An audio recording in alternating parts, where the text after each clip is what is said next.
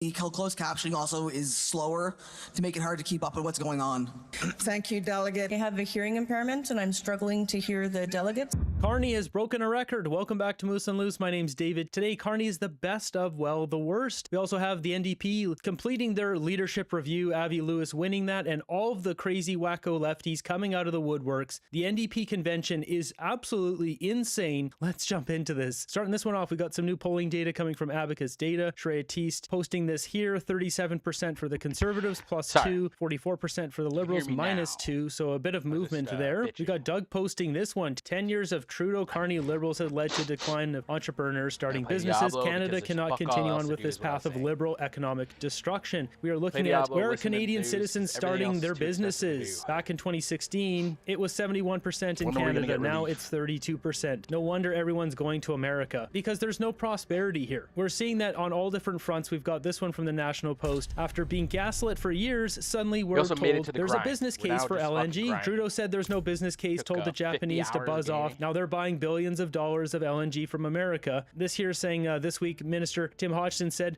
that he heard from our allies in Asia and Europe that they want to buy gas directly from Canada. No kidding. And with that, we're seeing this. We've got a video here showing in America $8.70 a sheet for plywood in America. This same sheet is $14 Canadian or $10 US in Canada. But we pay more for our own lumber. This is Canadian plywood being sold in America for $8.70 versus $10 US in Canada. Gee, it dropped almost half price, boys. This is coming from Canada. Those tariffs they're talking about, Trump is working out those tariff deals and our lumber is getting cheaper, boys. This is ridiculous. You know, I live in a lumber town and wood is so expensive. Make that make sense. For that reason, I know people just go out in the bush and cut stuff down even though they're not supposed to. All sorts of people do it because there's logging cuts opened up everywhere. It's easy peasy. Plus there's a lot of throwaway wood that the companies don't pull out and people just snap that stuff up and take it home. I mean, we should have cheap wood across the entire country. It should be cheaper in America where we're selling it. Meanwhile, we've got Jobs Fair here. It says young Canadians wait in line, massive 3-hour lineup at Jobs Fair in Calgary as youth unemployment hits 14.1%. Around the corner. This is what thousands of young people looking for a shot looks like. And there's only 80 employers inside.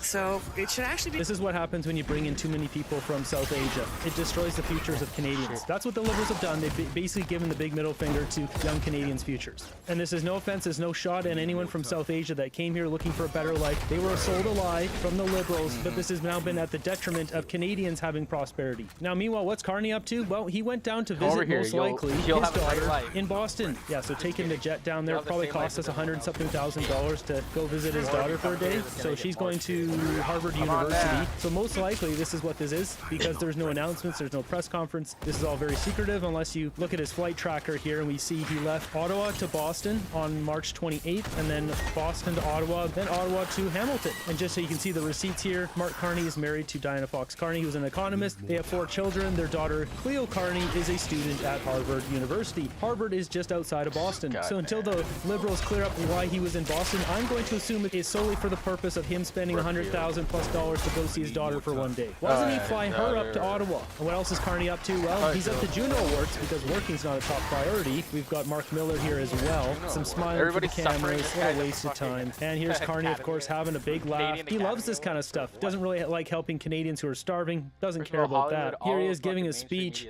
Of all Canadians, it is my great honor to present the Juno Life. Okay, nobody cares about this. And I don't know what's going on at the Juno Awards. Can you tell me what this is? Is this actually music?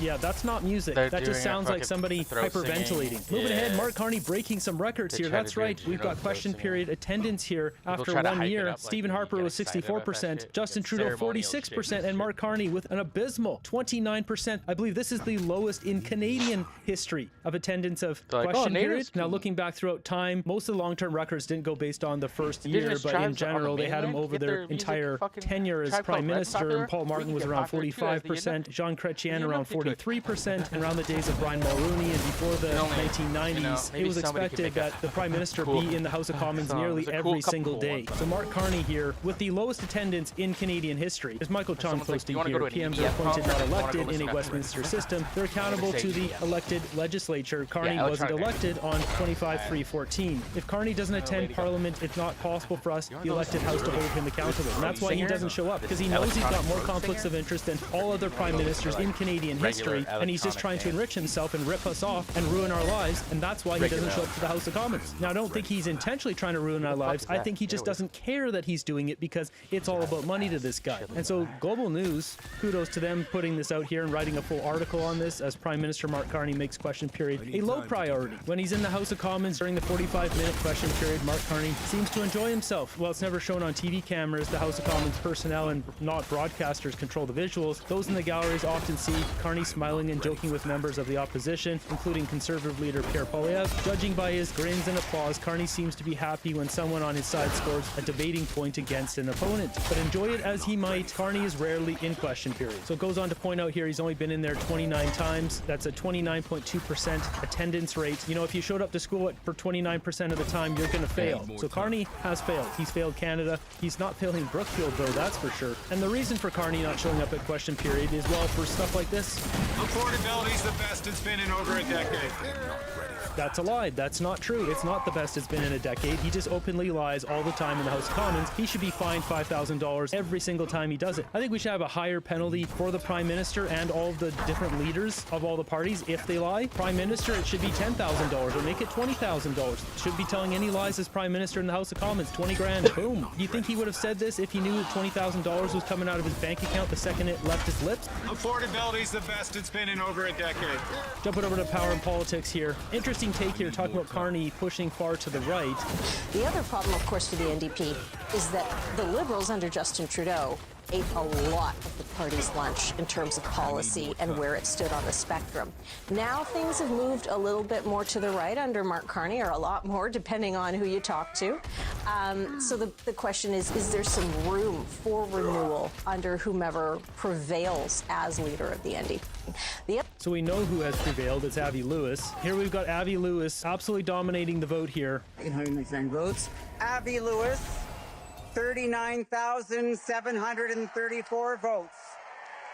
All right, so we can see the votes there. So Avi Lewis got 39,734. Heather McPherson with 20,899. And then you can see the rest of them here, not even close. The Farmer Joe guy got 945 votes. So this was a blowout. The new leader of the NDP, Avi Lewis. So no shocker there, but what is a shocker is what these nutcases said at their convention. We'll start with the leader, Avi Lewis. The Prime Minister is very popular at the moment. He's a smart guy, and most Canadians still want to give him the benefit of the doubt. That's fair. But I think when you connect the dots, his moves do not add up to the vision that Canadians truly want and deserve in this perilous moment. Oh, wow. These are nice. Okay. $500 billion in a decade for weapons to make Canada a major arms exporter in a war-torn world. Slashing our cherished public services. Sweeping aside Indigenous rights. Full steam ahead, no regulations on AI. And pipelines. In the last federal election, Canadians voted to... Damn, those pipelines were giving us prosperity in our country. If only we had no pipelines, we could live like people of Africa who live in mud huts without running water and no electricity. Damn those pipelines. They know to Trump and Trumpism. What they're getting instead is our government following the U.S. into a future of wars, fossil fuels, austerity, and job-killing generative AI. Our NDP has a different offer for this country. Our plan is to Trump-proof the economy by investing massively in Canadian economic independence, using the unmatched power of public ownership to ensure the fundamentals of a good life. That's right, the communists are back. Now, with his rhetoric here and his speaking ability, he is good at speaking. He will be pulling back some of those NDP, no doubt. I believe CBC did a call-in show and they were talking to NDP supporters who voted for Carney, and they all said they're going to go back and be voting for the NDP next time. A network of public providers for food, phones, and internet. A housing developer and public construction companies to build millions of non-market homes. That's right. He wants government, grocery stores, internet, construction companies, housing. This guy will never be the leader of Canada, but if he's able to pull back enough people from the Liberals, that's good enough. A 21st century electrical grid, an EV bus revolution, and a heat pump in every home, built with Canadian steel, creating tens of thousands of unionized jobs. Electric buses, why? They tried this in Edmonton. It was a massive, colossal failure. Those buses could not even do an hour out before they had to go back into the shop and get fixed, and the batteries die and they seize up, and it's a complete disaster. There's another city that did this too. Complete disaster. These EV buses do not work well in our climate. It doesn't end there though, folks. This just gets nuttier by the moment here. So look at this clip. As Pleb was pointing out here, you know, where's the Canadian flags? There's no Canadian flags. There's one flag, and it's a Palestinian flag at the NDP convention. This is disgraceful and disgusting. This party should be ashamed of themselves. Look at this clip here, Rob Ashton. So this is one of the guys who was running there. He was like second or third from the bottom there in getting votes. The clip is quick here, but he says, "Eat the damn rich."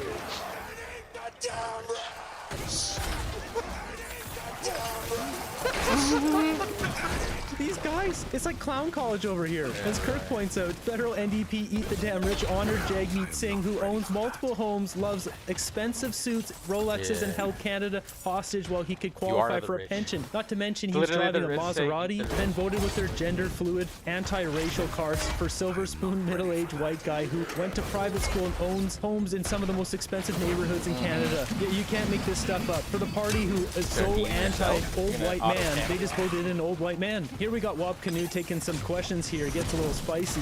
I won to save you money. So when it comes to standing up to the big grocers, we'll do it. When it comes to standing up to the big tech companies, we'll do it.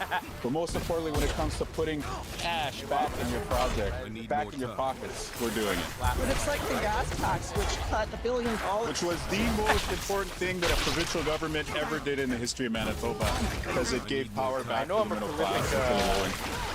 You didn't replace the subsidy for public transit, 50-50 funding. That's a working. We're making transportation in this year's budget one of the people most who are prolific children on and every reserve across kids Canada. going to But high school. hey, I'm a good So representative, I right? think there is going to be some room for you to have some good conversations, Avi Lewis, on just transition. Thank you. Mr. Lewis about Churchill. Look at this fake smile. It's like fucking. I don't want to talk to you anymore. Now this is where the convention just goes off the rails. I mean, well, it already went off the rails, but this is where it really goes off the rails. You can't make this stuff up. Burnaby North Seymour, pronouns he, him. Point of information. What information do you seek, delegate?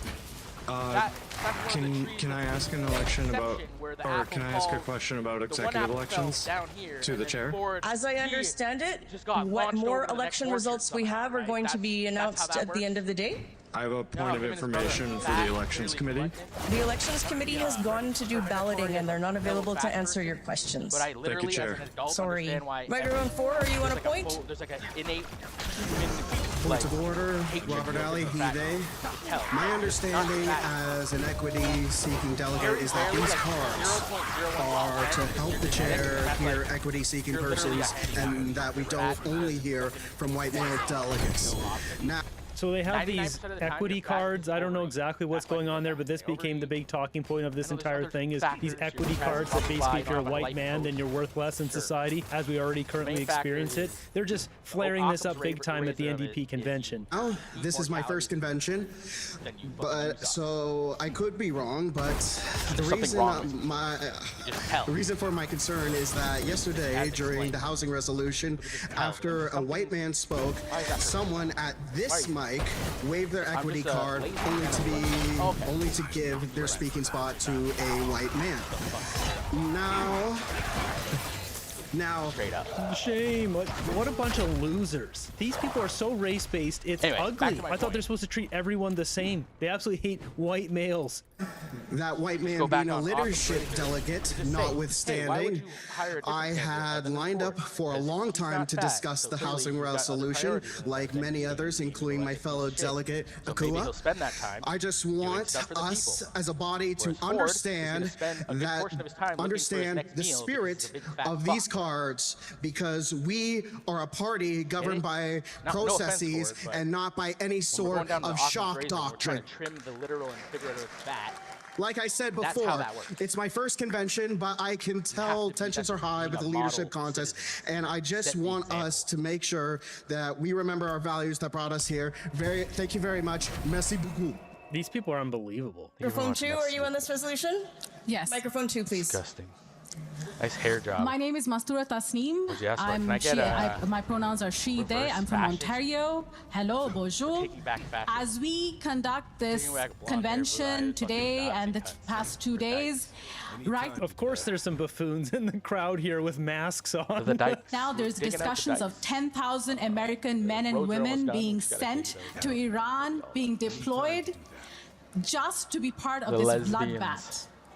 Canada cannot and will not be part of the legacy of blood that was built in Iraq, in Palestine, and now in Iran. This is a no-question debate. I call this question, Madam and Chairs. Thank you. Okay. Your point's quite well made, Speaker. I'll again thank delegates not to call me Madam Chair or Madame la Présidente. I'm a non-binary person. My pronouns are they, them, and their. Chair is sufficient. Oh, God.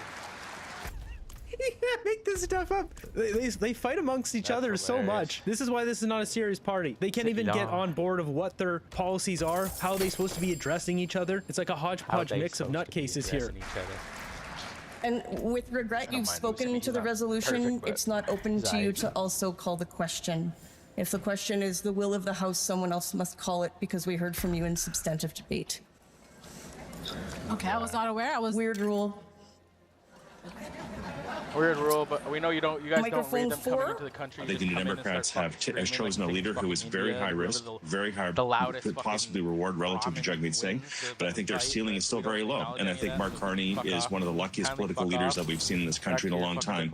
In the fact that New Democrats keep tripping over themselves and electing people who are not electable to the broader Canadian public. That's very true. Avi Lewis not electable to the broad public, but he is rallying up those NDP supporters. So moving ahead here on the clown show, they bring up the equity cards again. Thank you, delegate. Can't pass a basic fucking litmus test. That's okay. There's a point of privilege on microphone 1, then we'll go to microphone 3. Go ahead, delegate. Yes. Hello. I was standing here with my gender equity card before you called on the previous speaker. That's my point of privilege that I would like to raise. I will explain the speaking order, which is fixed, that I cannot amend, which is the pro-con rotation. You can move yourself up a line that you're standing in. I am pro, and I was... We went... You went pro, con. We went pro-con, pro, and my plan was to go con. The speaker at con mic 3 also has a speaking card. Yesterday, this card was used in an inappropriate manner. And while I understand in Ontario, we know this is equity, even if that, this was also used inappropriate in terms of gender. I want everyone to... In Ontario, we know How do these people take themselves serious? They think they can govern a country? They can't even figure out what these cards mean. They can't be mindful that these cards, for individuals like myself, who identify as a black woman, have no value outside of this space. Wow. And I identify as a pirate ship full of gold coins, but we don't always get what we want in life, do we? Is this a parody? No. Yeah, this is a real thing. This is not AI. This is not made up. This was their leadership convention. Here we've got more of the same types fighting in front of an A&W here in Masonville Mall in London, Ontario. I can't really play this, but you can see by the checkered shirt here, likely NDP supporters. They're fighting, they're kicking each other on the ground. I mean, this is not exactly the party of peace. Go ahead. It's got point of privilege. The microphones seem really low today. It's hard to hear everyone with the mic. Between the background noise and the volume in here with the microphones, it's really hard to hear. And the closed captioning also is slower to make it hard to keep up with what's going on. Thank you, delegate. I have a hearing impairment and I'm struggling to hear the delegates, and I know that you are too. Let's have some order. We'll hear from the delegate on microphone 1, please. What a fucking nightmare. Where people I do want to bring attention to the fact that a fellow delegate is holding the gender parity card. Let's take the microphone to that delegate. We'll hear from them right now. Thank you. She, her. My pronouns are she, her, elle, and en français. It's gonna be really hard to follow Rob Ashton. Amazing speaker.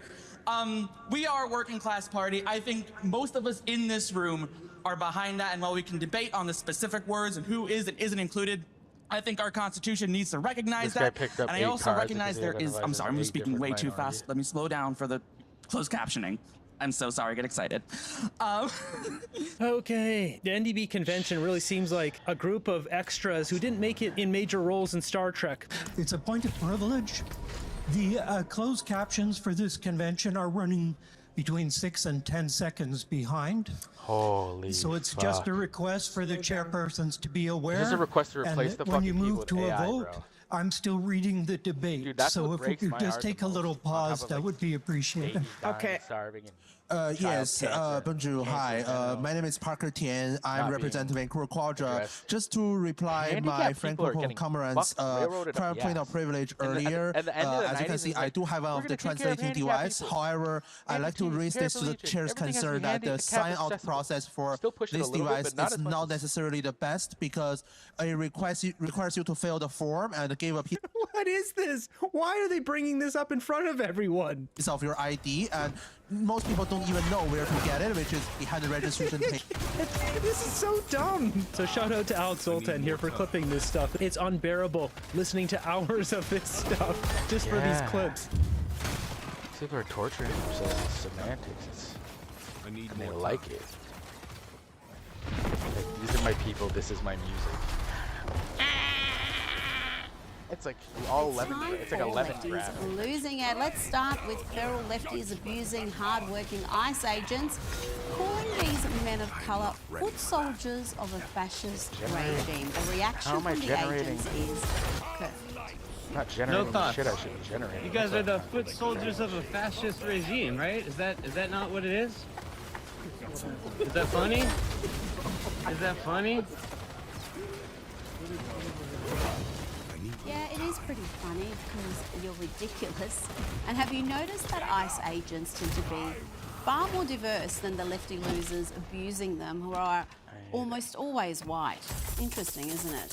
Now let's check in on some of the celebrities taking part in possibly the dumbest protest to ever take place, the No King rallies. Guys, if you actually lived in the fascist dictatorship that you think you live in, well, you wouldn't be able to have rallies. You'd be gunned down in the streets like protesters in Iran. Something lost on the likes of actress Jane Fonda and former MSNBC host Joy Reid. 7 hours. Bring 5 friends. Bring people who I like haven't these gone to Sky News. protest. Oh, but it's Australia. I don't know. Most shit from Australia, get your shit taken down. Okay, wait, I'm gonna stop this video for now, and then we'll, just so we save it.